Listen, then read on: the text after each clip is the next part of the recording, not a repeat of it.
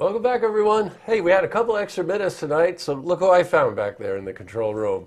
Bob Freeman, news director, color sports commentator, and sports producer. I appreciate you letting me out from behind the usually locked door of the control room. It's nice to get out here in front of the camera. So. Yeah, but Bob, we didn't keep you locked up back there. We wouldn't have a show. I know. Yeah, All okay. right. But thanks for taking the time to come out front. No problem. And give us an update. We're having a really exciting basketball season, and we've mixed it up a little bit. Nobody knows it better than Bob. So first question, of course, is how's the season going? Season's going great. Unlike football season, we've had a lot of close games. A couple of before the break, especially Fort Edward played Lake George, and then Glens Falls, Queensbury went to overtime. Queensbury was down by 6 or 7 for a long time in that fourth quarter. Came back after Glens Falls missed a few free throws, tied it up. We got to see some extra basketball in that game. Glens Falls, my alma mater, did pull it out, though. Came out on top. So They did they? They did. That's great. That was a good game. Yeah, definitely a good game. Each team had their leading scorers, but then you had the supporting cast, so to speak. And, you really saw what a rivalry game is like. Queensbury, Glens Falls, obviously in every sport throughout, time since the two schools were created, do not like playing each other in sports, and you saw it come out in a great game. I know. I thought it was good. Hey, and one thing that really stands out, I hear about it all the time when I'm out and about, the fact that we're covering girls basketball. What a nice opportunity, right? Yeah, girls basketball has been great for us this season. We just went to Argyle Corinth. Corinth's head coach, Cornelius Tavares, a first-year head coach, didn't actually realize that we even really did anything like that, so he was very appreciative that we were there. An upset, Corinth beating Argyle a little bit in Adirondack League basketball, so it was a cool game, great win for Corinth.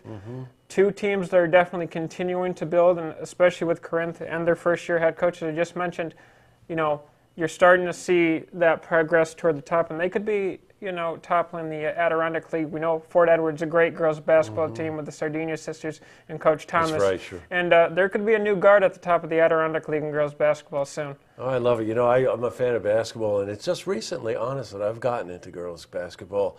And that game, the one you're referring to, the Corinth game, that was a good game. Excellent game. All right, so what do we got for the rest of the season? All right, so the rest of the season, we're transitioning a little bit back into boys basketball. We've had 3 girls games in a row. In boys basketball, we got a couple of Class AA matches. We're going to see Shenendehowa, we're going to see Burnt Hills, and we're going to see Boston Spa. Now, Shenendehowa, Boston Spa, pretty big rivalry. Shen boys team, usually in the top 20 in the state, so they got another good team this year, it looks like. So I'm excited for that one. But the last game, we go back to girls basketball, Fort Edward, Fort Anne. If you remember that game last year, back and forth all the way through. Fort Edward lost Brittany Sardinia. They had a really nice ceremony for her in that game. This time the game's in Fort Anne, so we'll see if that home court advantage for Fort Anne gives them the win over Fort Edward, but it should be a spectacular game again this year. Oh, Bob, we're really lucky to have you. You treat sports with such passion. You know it. You really do know it. It's a pleasure to have you. Hey, just one other thing. Couple of milestones this year. Yeah, definitely. Joel Winkowski. Joel Winkowski. I'm shocked. Yeah. For Lake George, he's a senior.